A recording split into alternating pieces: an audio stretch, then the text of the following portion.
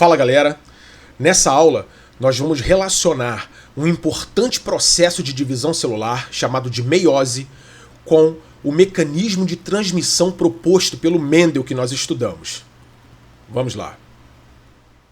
A meiose é um tipo de divisão celular que ocorre principalmente na formação de gametas. Em células eucariontes, a meiose acontece quando uma célula diploide, com cromossomos aos pares, em duas divisões, dá origem a 4 células haploides.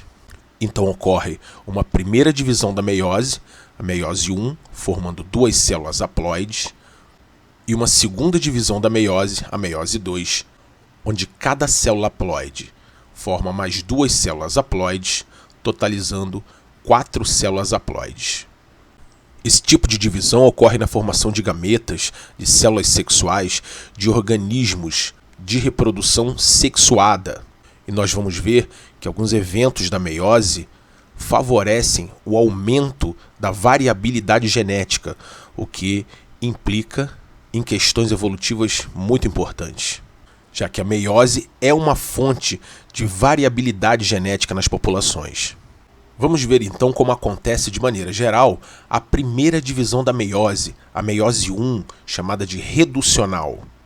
Para vermos como acontece a primeira fase da meiose 1, que é a prófase 1, vamos considerar aqui uma célula eucarionte diploide, cuja estrutura básica é a membrana plasmática, a carioteca, que é a membrana que envolve o núcleo. Entre a membrana plasmática e a carioteca está o citoplasma e o material genético na forma de cromatina. Vamos assumir que essa célula saiu da intérfase e entrou na meiose, na primeira fase da meiose 1, a prófase 1. A cromatina, que é o material genético formado basicamente por DNA associado a proteínas, vai sofrer uma espiralização, uma compactação e formar estruturas chamadas de cromossomos.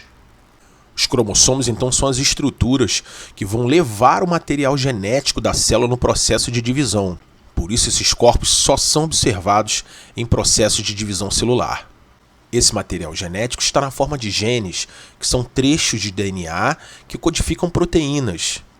Em genética, como nós vimos em aulas passadas, nós representamos esse material genético, esses genes, por letras. E nós vamos considerar aqui alguns genes para poder entender a relação da meiose com as leis de Mendel. O Mendel, como nós vimos, mesmo antes do processo de meiose ser conhecido, criou um modelo no qual cada indivíduo apresentava 2 genes para uma determinada característica. Isto é, cada característica condicionada por um par de genes. Esse par de genes nós chamamos de genes alelos. E esse par de alelos está localizado em cromossomos homólogos. Nós dizemos que um par de alelos para uma determinada característica está localizado no mesmo loco, no mesmo local de cromossomos homólogos. Então nós vamos considerar aqui, para esse estudo, alguns pares de alelos de cromossomos homólogos. É importante que você entenda essa figura antes de continuar.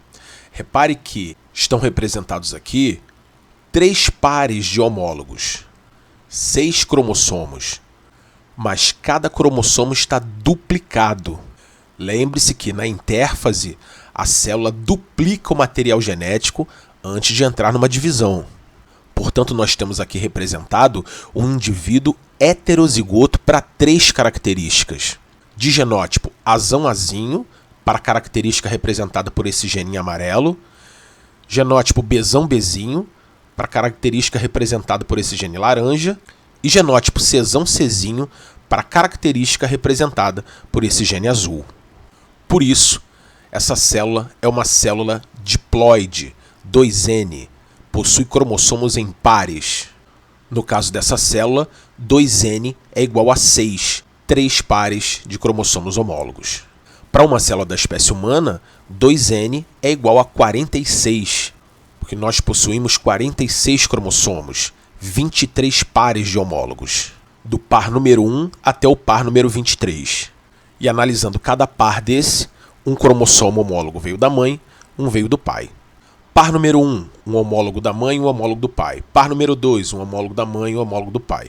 E assim sucessivamente até o par 23, um homólogo da mãe e um homólogo do pai. Mas voltando aqui para a prófase 1, um evento importante que ocorre nessa etapa é a aproximação dos cromossomos homólogos. Partes desses cromossomos podem entrelaçar e trocar pedaços nessa região, em um processo chamado de permutação ou crossing over. Isso aumenta a variabilidade genética, porque é uma maneira de embaralhar os genes de cromossomos recebidos de genitores diferentes. Veja que a permutação está relacionada com a segunda lei de Mendel, a lei da segregação independente. Os genes se separam de maneira independente uns dos outros. Nesse caso aqui, isso é válido, porque nós estamos representando genes em cromossomos diferentes, então eles vão se separar de maneira independente. Só que um cromossomo não tem apenas um par de genes. Existem outros pares de genes em um mesmo cromossomo. Nesse caso, esses genes não vão se separar de maneira independente. Isso viola a segunda lei de Mendel. No entanto, para genes que sofrem o crossover, que trocam de cromossomo pela permutação, continua valendo a segregação independente. Isso vai depender da distância entre os genes que você está considerando. Se esses genes estão muito próximos no cromossomo, a probabilidade deles serem separados pela permutação é muito pequena.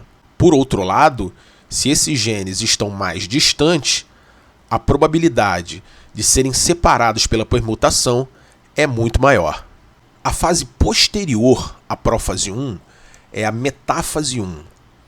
A metáfase se caracteriza pela organização dos cromossomos no meio da célula, no equador da célula, formando o que a gente chama de placa equatorial. Veja que a placa equatorial da metáfase 1 é dupla. Os homólogos estão pareados. Após a metáfase 1, nós temos a anáfase 1. A anáfase é uma fase que se caracteriza pela migração dos cromossomos para os polos da célula. É importante ressaltar aqui que no caso da anáfase 1, os homólogos se separam. Os cromossomos homólogos estão se separando na anáfase 1. E a última fase da meiose 1 é a telófase 1. Nessa fase, os cromossomos estão nos polos da célula. Vai ocorrer, no caso de células animais, um estrangulamento do citoplasma e a célula se divide em duas. Repare aqui que os cromossomos homólogos foram separados. Não existem mais pares de homólogos, porém os cromossomos estão ainda duplicados.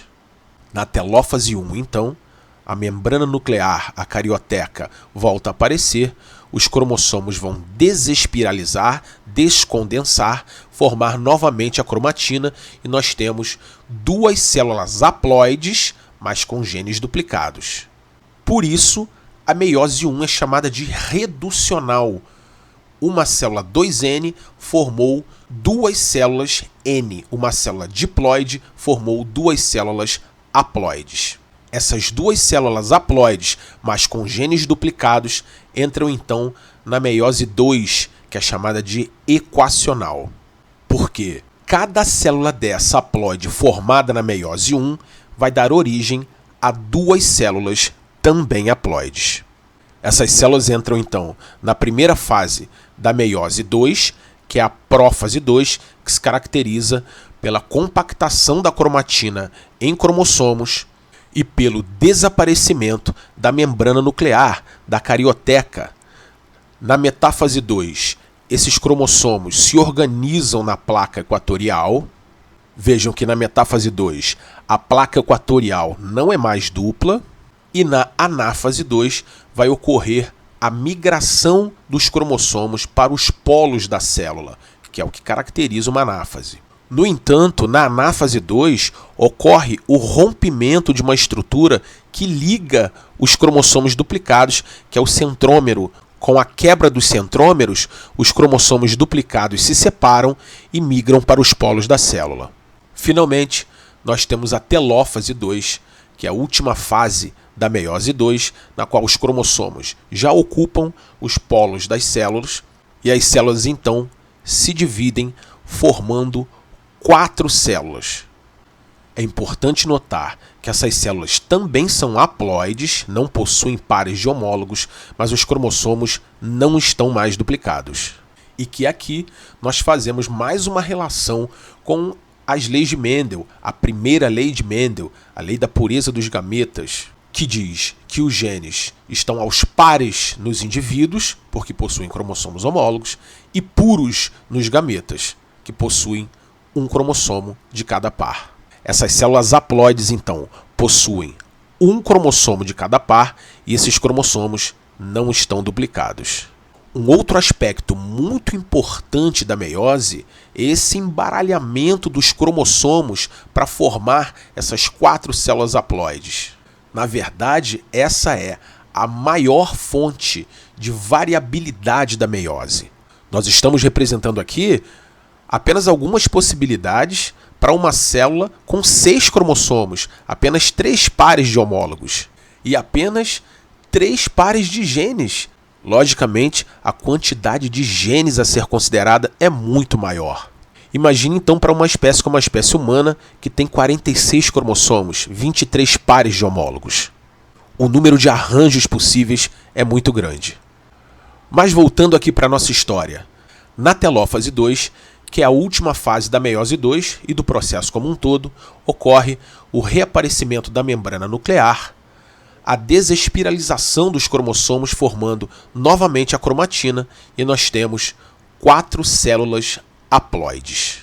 Cada célula carregando um alelo de cada gene, porque possui apenas um cromossomo de cada par. Tratando-se de reprodução sexuada, essas células formam gametas e o gameta masculino traz um alelo de cada gene, junta com o gameta feminino, trazendo também um alelo de cada gene, e nós temos aí a formação dos pares de cromossomos homólogos, quando ocorre a fecundação, como nós vimos no mecanismo de herança proposto pelo Mendel. Espero que tenha ficado claro nessa aula a relação do modelo mendeliano com o mecanismo de divisão celular que é a meiose. Meiose que é um mecanismo de grande importância para aumento de variabilidade genética em populações e tem, logicamente, importantes implicações evolutivas. Obrigado pela atenção de todos e até a próxima.